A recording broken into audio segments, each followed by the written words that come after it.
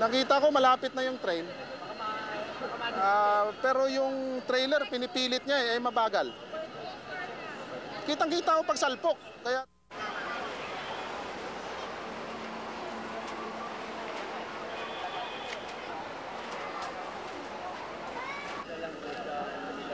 Basta inano na nila.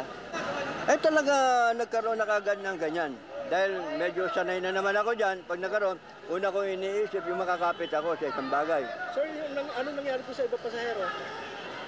Mga nagkadagad-dagang kami rito, lalo yung mga estudyanteng babae, nang matapos naman nakatayo sila, hindi naman sila masyado na ano. So marami po bang pasahero?